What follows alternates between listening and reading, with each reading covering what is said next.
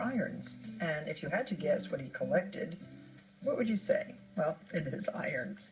So Irons is really your real name, or did you change your name because you liked iron so much? We've been asked that many times, Martha, but it is our family surname. And my dad started collecting in the 50s, and my wife and I, after some time of giving him presents at Christmas and birthdays, we started liking the irons ourselves. We have thousands, Really? not hundreds.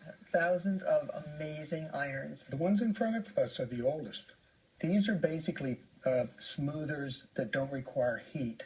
You would take it and just rub real hard to get the wrinkles out, and then you would let your fabric dry. Oh. That is Italian. That's probably from the 1600s, and this is North Germany or into Holland, and you can see you could rub the wrinkles out. Who would have thought? And then this is the most unusual that I've seen. This is a mangle board, and it is basically a device also that uses no heat. You would roll your dampened fabric on this rolling pin in the panels and get a big roll. In some cases, the roll could be that thick. And then you would take the mangle board at right angles and apply pressure here on a big, flat, hard table and just roll and roll and roll until the wrinkles were out of the fabric. At that point, you would unroll the fabric off of the rolling pin and let it dry. Now, is this Pennsylvania Dutch? No, these are Scandinavian. Oh, Scandinavian. A lot were wedding presents, and there's symbols of love and religion. It is so beautiful. Wait till you see some of these crazy things. And the weight of these, oh my gosh, I can hardly lift this up. And these would be ironed. My gosh, it's really something. Now, coal or water? These three are charcoal. This is a German charcoal iron. When we say charcoal iron, we mean you're actually putting a fire in the box. But that makes good sense. Maybe not. Why? Because you have to keep it tended to get the right temperature, Right. and you get the smoke and the dust. But they were used for years. The charcoal irons date back to the 1600s. Now, what about this one? Well, that's an American iron. That's beautiful.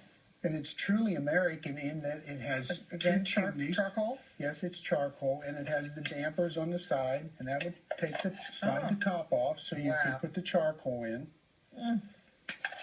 If the lady was ironing and it started to get cold on her, she would actually swing the iron with the vents open to get more air going through, just like you would fan your charcoal grill. Good for the arms. I guess. This is a beauty with a swan with her little cignette. Right. We call it a slug iron. And the little swan is flipped. The top comes off, and this is the slug. We heat that in the fire, drop it in here, and when you're ironing, you have another slug in the fire. The alternative. So you see how that's a big improvement over the charcoal iron. Boy, what a big improvement. Did you ever see an iron that set up the iron around buttons? No, I did not, but what a good idea. That's how it works. And this one, this is unusual. This is a complete outfit for the pants presser. How great. So you put your pants on these clips, hang them, and then just... Now, how do you heat this up? This is really unusual. You have to set this on the table. You would put some solid fuel. They call it metafuel, or maybe you know it as canned heat. You would light it with a match, so there's a flame under here, and it's heating the pressing part thing. And once your fuel's burned out, you clamp that on the...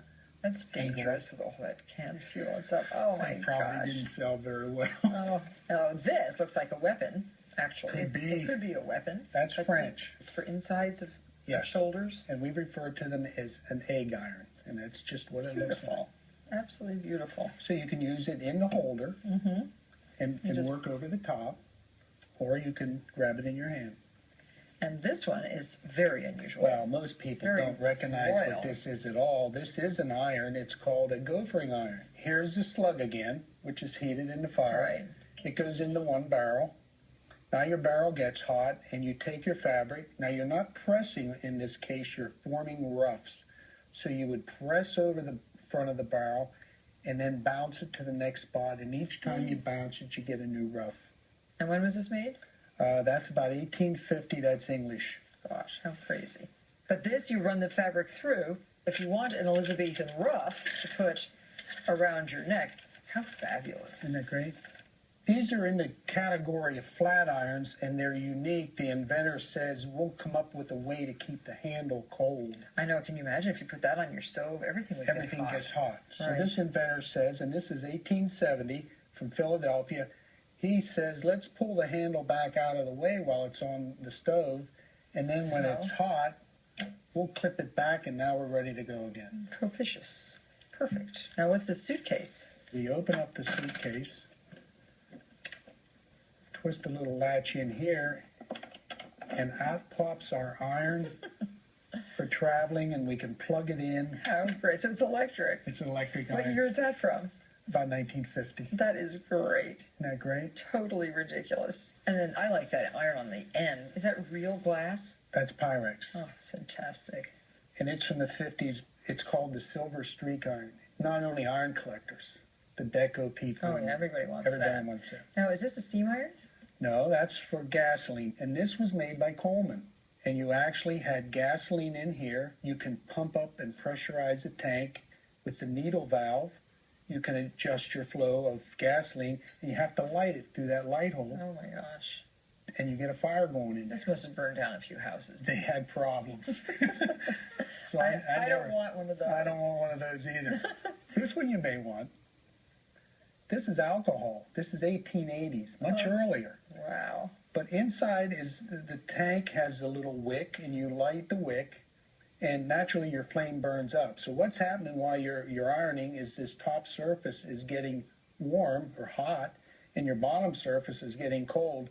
So this guy said, let's invent something that allows us to flip over and get the hot surface on the bottom and the cold one on the How top. perfect. In my 3 books, I've identified 4,000 different irons.